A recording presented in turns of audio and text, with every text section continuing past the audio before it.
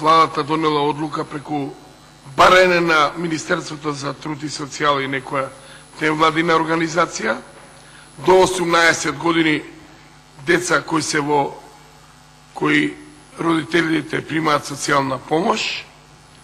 Моето прашање е што ќе правиме со другите граѓани што не примаат социјална помош? Дали тоа владата размислува за таквите луѓе?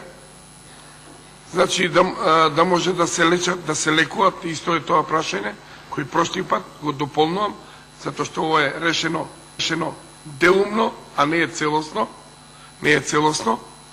Исто околу тоа прашањето ми е друго, околу лековите. Лекови се даваат до 15 со рецепти, а после 15 нема лекови. Уредува од државата, уредува од владата, уредува од Министерството, од Фондот за здравство и од Министерството за здравство. Све е уредува. Ама големи шпекулации аптеките прават и големи организации прават со криење на лекови, криење на луѓе кои зависат од тие лекови, кои не се моćни да ги платат тие лекови. Нормално тие коштаат многу поскупо у приватна база. Кога ќе идеш, третиот или вториот ден нема лекови, вика тој лек го нема на рецепта, само на приватна уреда. Сите аптеки така работат. Сите аптеки на овој начин. Минатата седница донесе одлука да се владата на минатата седница донесе одлука да се укине партиципацијата на лицата до 18 години чии родители се приматели на социјална парична помош. И ова е во делот на програмата на владата, во делот на квалитетно здравство. Ова е првиот чекор и понатаму ќе продолжиме со ребалансот на буџетот кон ослободување партиципација и на други ранливи за почеток категории на граѓани.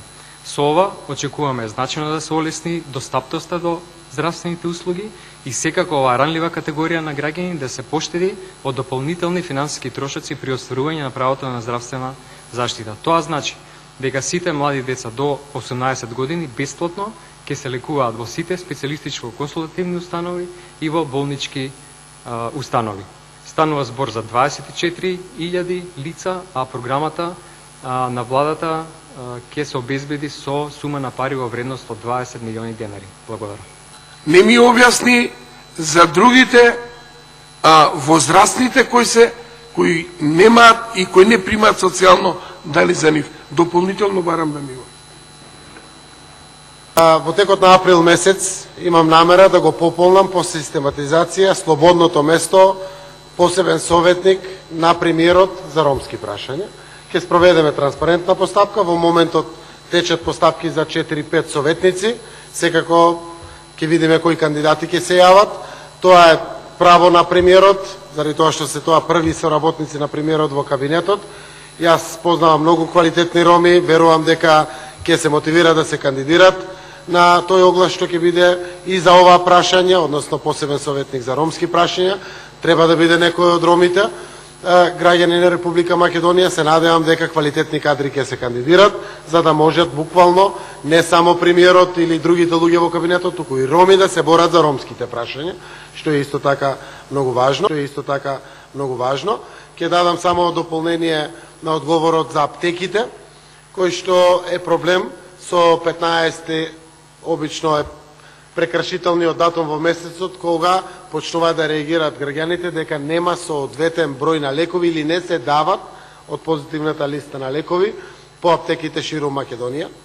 Тоа е воочено прашање и проблем во државата и влеговме во негово решавање.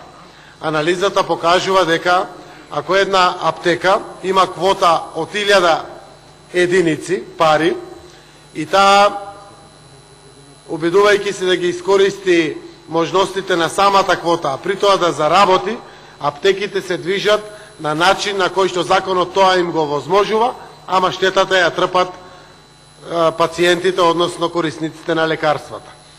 Ако одлучат да дадат лек од 100 единици кои што вреди, веќе од 1000 единици тие 100 единици ги искористуваат. На тој лек од 100 единици имат 5 единици ќар или профит. Ако одлучат да издадат по една единица на алгинче или диапазам, диазапам, и издавајќи го, целото тоа имат од секоја единица по 1 денар. И максимализираат ефекти на останатите 900 да добијат 900 единици корис, профит. Тоа не е законски забрането, но на овој начин остануваат граѓаните недоволно покриени со лекарствата и лековите кои што им треба.